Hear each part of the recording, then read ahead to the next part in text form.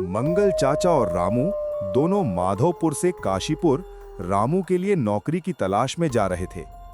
बादल छाए हुए थे, बारिश होने वाली थी। अरे चाचा, ये बैल तो मेरे से भी ज्यादा आलसी हैं। कब तक ऐसे हिलते डुलते काशीपुर पहुंचेंगे? हंस ले रामू, मगर ये बादल अच्छे संकेत नहीं दे रहे। बारिश आएगी और ये जंगल का रास्ता रात में ठीक नहीं। अरे रामू, तुझे होश कब आएगा? तू हंसी जाक में सब भूल जाता है, लेकिन ये जगह खेल तमाशे की नहीं है। ये जंगल, ये तो बरसों से सुनसान पड़ा है। कहानियों में तो ये तक कहा जाता है कि रात के समय यहाँ भूत प्रेत अपना डेरा डालते हैं। ओ चचा, भूत प्रेत? अरे अब आप भी वही कहानियां सुनाने लगे। बिल्कुल गांव की बूढ़ी अम्मा जैसी बातें कर रहे हो आप। वो भी तो हर मोड़ पर भूत दिखा देती हैं, कभी पीपल के पेड़ पर, कभी सुनसान कुएं के पास। सच कहूं तो आपकी बातें सुनकर मुझे डर से ज्यादा हंसी आ रही है। तभी बिजली जोर से गरजने लगती है। दोनों ऊपर की ओर देखने लगते हैं। चाचा, ये बादल तो ऐसे लग रहे हैं जैसे कोई बड़ा तूफान ला रहे हों। कहीं हम फंस न जाएं। मैंने तुझे पहले ही कहा था ना, जल्दी निकलना था, पर नहीं, तुझे तो बातें बनाने से ही फुर्सत नहीं मिलती। अब देख, ये बैल भी बार बार रुक रुक कर चल रहे हैं, जैसे इन्हें भी रास्ता अच्छा ना लग रहा हो। बारिश होने से पहले हमें कहीं रुकने की जगह देखनी होगी। अरे चाचा, अभी आपने जिस जगह का नाम लिया था वही शायद हमारे सामने है। देखो ना, उस ओर से हल्की हल्की रोशनी झिलमिला रही है। लगता है कोई इमारत है। और गौर से देखो, ऊपर बोर्ड पर कुछ लिखा भी दिख रहा है। हाँ, वही होगा माधवपुर स्कूल। चलो, क्यों ना वहीं चलते हैं। जंगल के बीच में स्कूल, ये तो वाकई अजीब है। कोई गांव बस्ती तो आसपास नहीं दिख रही, चारों तरफ बस घना जंगल। तभी अचानक एकदम से बारिश शुरू हो जाती है। चाचा, इतनी तेज बारिश में अगर हम जंगल में ही भटकते रहे तो और मुसीबत होगी। देखिए, रास्ता पूरा कीचड़ हो गया है। उससे अच्छा है कि हम उस स्कूल के अंदर चले जाएं। कम से कम छत तो मिलेगी। और ये आपकी भूत प्रेत वाली कहानियों पर भरोसा करते रहे ना, तो ठंड और बारिश में यहीं बीमार पड़ जाएंगे। वो दोनों स्कूल की ओर जाने लगते हैं। बाहर से दिखने में स्कूल बहुत ही भयानक लग रहा था, पर बारिश इतनी तेज थी कि उन दोनों के पास वहां रुकने के अलावा कोई और रास्ता नहीं था। बैलगाड़ी से उतरकर वो दोनों स्कूल के अंदर जाने लगते हैं।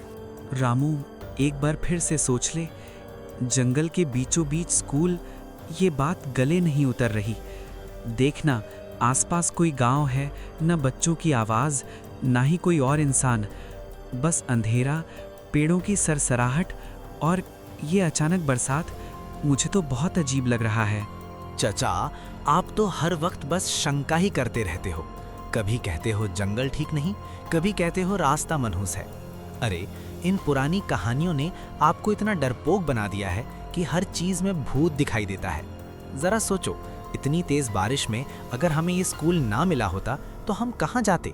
कम से कम छत तो है हमारे सिर पे, और आप हैं कि मिलने वाली राहत में भी सिर्फ शक ही ढूंढ रहे हो। वो स्कूल के अंदर आ जाते हैं, जहां पर कुछ बच्चे नीचे बैठे थे और स्कूल के मास्टर जी उन बच्चों को पढ़ा रहे थे। अरे, इतनी रात को मेहमान! बाहर तो तेज बरसात हो रही है। जंगल में रुकना सही नहीं है। अंदर आ जाओ। स्कूल की दीवारें तुम्हें बारिश और ठंड से बचा लेंगी। वैसे भी जो यहाँ आता है, खाली हाथ कभी नहीं जाता। धन्यवाद मास्टर जी। सच में आप तो हमारे लिए देवदूत बनकर आए हैं। इतनी घनी बारिश, अंधेरा और ये सुनसान जंगल। मैं तो सोच रहा था कि अब रात कैसे कटेगी, पर आपकी ये दयालुता हमें हिम्मत दे रही है। चाचा, देखिए ना, इंसानियत आज भी जिंदा है, वरना भला कौन इतनी रात को अजनबियों को अपने स्कूल में जगह देता। धन्यवाद। अरे बेटा, धन्यवाद किस बात का? ये तो मेरा ही कर्तव्य है। ये स्कूल हमेशा से मेहमानों के लिए खुला है। तुम जैसे मुसाफिर तो अक्सर ही यहाँ आ जाते हैं। बारिश में, अंधेरे में रास्ता भटक कर, या शायद रास्ता ढूंढते ढूंढते खुद यहाँ पहुँच जाते हैं। वो सारे लोग स्कूल के अंदर वाले कमरे में आ जाते हैं, जहां पर मास्टर जी और मंगल चाचा पलंग पर बैठ जाते हैं और रामू बच्चों के साथ हंसी मजाक करने लगता है। अरे रामू अंकल, आपको डर नहीं लगता क्या? इतनी रात को इस सुनसान जंगल में और अब इस पुराने स्कूल में बैठे हुए बिल्कुल भी डर नहीं लगता? अरे पगले, डर नाम की चीज तो मैं सुबह के नाश्ते के साथ खा जाता हूँ। बड़े बड़े पहलवान तक कांपते हैं मेरे सामने। डर तो खुद मुझे देख के छुप जाता है। और तेरे रामू अंकल तो ऐसे हैं कि भूत भी सामने आ जाए तो पहले रामू से पूछेगा, भाई साहब यहाँ बैठने की जगह है क्या? आपको बिल्कुल डर नहीं लगता क्या? इतनी रात को बाहर आंधी, बारिश, बिजली की कड़क और ये सुनसान स्कूल। हम बच्चों को तो जरा जरा सी आवाज पर डर लग जाता है, लेकिन आप तो हंसते खेलते रहते हैं। क्या आप कभी सच में डरते ही नहीं, या फिर हमें हिम्मत दिलाने के लिए बस दिखावा करते हैं? अरे बेटा, डर नाम की चीज तो मैंने कब की जेब से निकाल कर फेंक दी। बचपन से ही गांव के शेर जैसा रहा हूं मैं। रात के अंधेरे में लोग खिड़की दरवाजा बंद कर लेते थे और मैं अकेला खेतों में निकल जाता था। कई बार तो जंगली कुत्ते तक मेरा रास्ता देखकर पलट गए। डर वो तो मेरे लिए वैसे ही है जैसे धूल पैर की ठोकर से उड़ गया। अच्छा, तो तुम इतने हिम्मत वाले हो रामू। बड़ी बड़ी बातें करना आसान होता है, पर असली हिम्मत तो तब साबित होती है जब दिल की धड़कनें खुद तुम्हें धोखा देने लगे। चलो आज मैं सबको एक कहानी सुनाता हूँ, फिर देखेंगे ये तुम्हारी हिम्मत कितनी देर तक साथ देती है। बेटा, इस स्कूल की पुरानी दीवारों में बहुत राज छिपे हैं। कहते हैं कई साल पहले एक पूरी क्लास अचानक ऐसे गायब हो गई जैसे हवा में घुल गई हो। पर अजीब बात ये है, उनकी आवाज़ें अब भी रात में सुनाई देती हैं। पता नहीं ये सच है या बस लोगों का वहम। अरे मास्टर जी, आपकी कहानी सुनकर तो लग रहा है जैसे आप भी उसी गायब हुई क्लास के हेडमास्टर थे। इतनी पुरानी बातें सुनाकर हमें डराएंगे? हम तो गांव के रहने वाले हैं, यहाँ की हवा पानी से ज्यादा किसी चीज से नहीं डरते। ठीक है बेटा, तुम हंसी मजाक बनाते रहो। जब सामने आएगा तब असली ताकत का पता चल ही जाएगा। चलो बच्चों, अब तुम्हारा पढ़ाई का समय हो गया है। इन अंकल को सोने दो, हम चलते हैं। रामू, तुझे कुछ अजीब नहीं लगता इन लोगों के बारे में? मुझे तो इनकी बातें ही कुछ ठीक नहीं लगती, और जिस तरह से हाव भाव बदलते हैं उसमें भी कुछ गड़बड़ है। जैसे ये सब वैसा नहीं है जैसा दिख रहे हैं। अरे चच्चा, फिर से शुरू हो गए। भूत वूत कुछ नहीं होते। आपने देखा नहीं क्या कैसे वो बच्चे मेरे साथ खेल रहे थे? अगर भूत होते तो क्या ऐसे हंसते खेलते मेरे साथ समय बिताते? देखो रामू, ये दुनिया हमेशा वैसी नहीं होती जैसी आंखों को दिखती है। कभी कभी इंसान को वही नजर आता है जो उसे देखना चाहिए। असलियत तो परछाइयों के पीछे छिपी होती है। तुम्हें लग रहा है सब ठीक है, बच्चे खेल रहे हैं, हंसी मजाक हो रहा है, लेकिन बेटा, रात का समय धोखा देने में सबसे तेज होता है। वहीं मंगल चाचा पलंग पर बैठा रहा, खिड़की से आती ठंडी हवा और बारिश की आवाज सुनते हुए। अगले दिन रामू और मंगल चाचा जाने के लिए तैयार खड़े थे। अंकल, आप मत जाइए ना। मुझे बिल्कुल भी अच्छा नहीं लग रहा कि आप वहाँ जाएं। आप यहीं हमारे पास रहें। हम सब चाहते हैं कि आप हमारे साथ ही रहें। अरे बेटा, मुझे जाना तो पड़ेगा, पर कोई बात नहीं, डर मत। मैं वापस आता आता तुमसे मिल के जाऊंगा। तब तक तुम यहीं पढ़ाई करो, अपने दोस्तों के साथ खेलो और अपनी पढ़ाई पर ध्यान दो। कोई बात नहीं बच्चों, अंकल को जाने दो, आप चिंता मत करो। ये अंकल अब हमारे पास ही रहेंगे, चाहे वे खुद को दूर समझें या समय उन्हें यहाँ लाने में देर करे, फिर भी वे हमेशा यहीं आएंगे। बस तुम लोग शांत रहो, अपनी पढ़ाई पर ध्यान दो और कोई फिक्र मत करो। मंगल और रामू बैलगाड़ी पर बैठते हैं और काशीपुर की ओर बढ़ने लगते हैं। अरे रामू, तुमने मास्टर जी की वो बात सुनी? उसने जो अंदाज अपनाया था, मुझे तो उसकी आंखों में एक अजीब सी चमक दिखी, जैसे अंदर से वो बहुत खुश है और कुछ छुपा रहा हो। सच में उसकी ये खुशी और वो रहस्यमय हाव भाव, कुछ तो गड़बड़ है। हाँ चाचा, उसकी ये बात मैंने भी ध्यान से सुनी। भला मैं उनके साथ क्यों रहूं? लगता था जैसे मानो मैं कोई काम करने नहीं आया, बल्कि स्कूल में फिर से दाखिला लेने आया हूँ। मैं भी तो कब से तुम्हें यही समझाने की कोशिश कर रहा था रामू, पर तुम हो कि मेरी बात सुनने को तैयार ही नहीं थे। बार बार मुझे ये सब कहना पड़ा और तुम फिर भी अपनी समझ पर टिके रहे। खैर, शुक्र है भगवान का कि अब हम आखिरकार काशीपुर पहुंचने वाले हैं। देखो, अब जो भी होगा हम दोनों साथ हैं और सब ठीक रहेगा। दोनों काशीपुर चाय की टपरी पर रुकते हैं। कल रात से ही हम ठंड और बारिश में फंसे रहे और ना हमें थोड़ी गर्म चाय मिली, ना कुछ खाने को। और वो मास्टर जी, क्या कहूँ, ऐसा मास्टर पहले कभी देखा ही नहीं। ये बातें, ये हंसी मजाक, आप सच में नहीं जानते कि वहाँ क्या सच है। आपको असली सच का कोई अंदाजा तक नहीं है। वो मास्टर, वो स्कूल, वहाँ जो हुआ उसकी हकीकत आपके समझ से बाहर है। सच कहूँ तो वहाँ की हवा और खामोशी भी सिर्फ दिखावा नहीं है। हर चीज में कुछ तो गहरा और डरावना है। डरावना? वो तो मुझे भी थोड़ा सा लगा, पर सच कहूँ तो उन बच्चों से मिलकर अच्छा ही लगा। जो डर हमें लग रहा था वो तो कहीं गायब ही हो गया। बिल्कुल भी डरावने नहीं थे, हंसी मजाक कर रहे थे और साथ ही पढ़ाई भी कर रहे थे।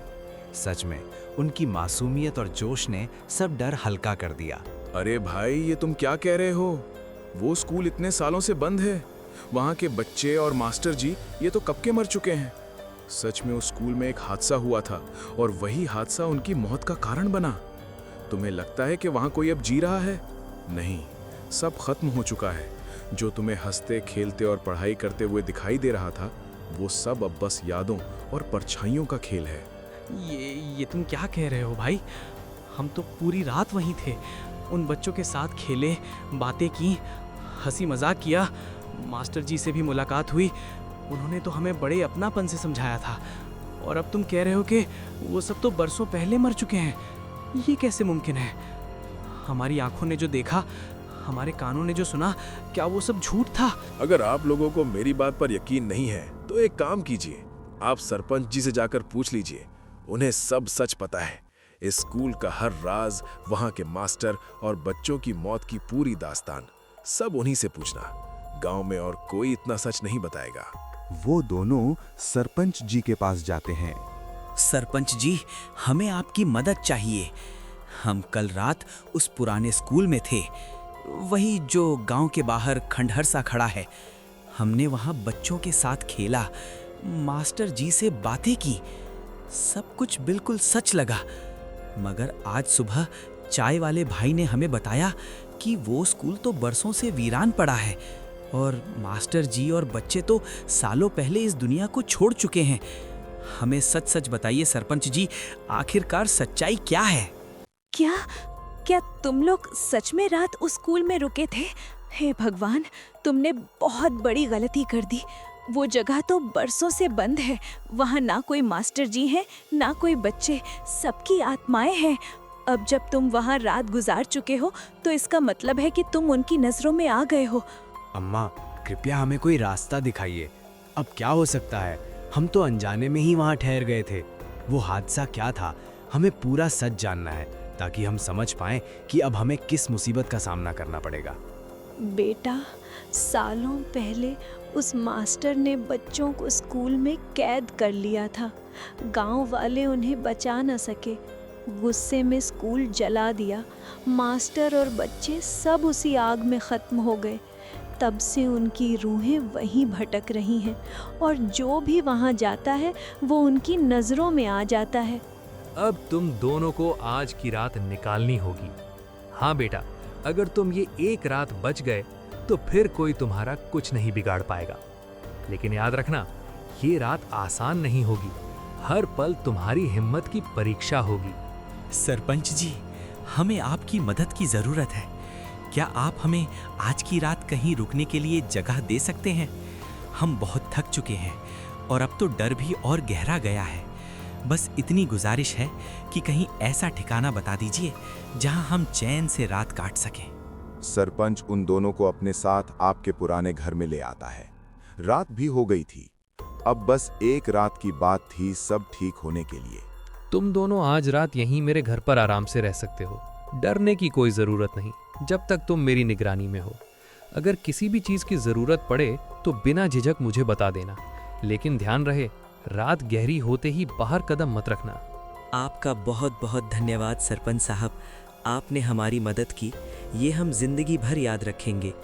अगर आप ना होते तो शायद हम समझ ही नहीं पाते कि हमारे साथ क्या हो रहा है। वो दोनों अंदर बैठे थे। रात और ज्यादा गहरी हो गई थी। तभी कमरे में एक आवाज गूंजती है।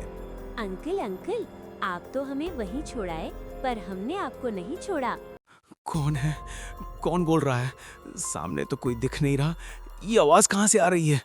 क्या बात है रामू, इतनी जल्दी भूल गए हमें? कोई बात नहीं, जल्दी याद आ जाएगा। अब तुम दोनों भी हमारे साथ स्कूल चलोगे। कक्षा तुम्हारा इंतजार कर रही है। तभी वो लोग अचानक सामने आ जाते हैं। उनकी आंखें लाल थीं, जैसे वो किसी को अपना हिस्सा बनाना चाहती हों। देखो देखो, हमें जाने दो।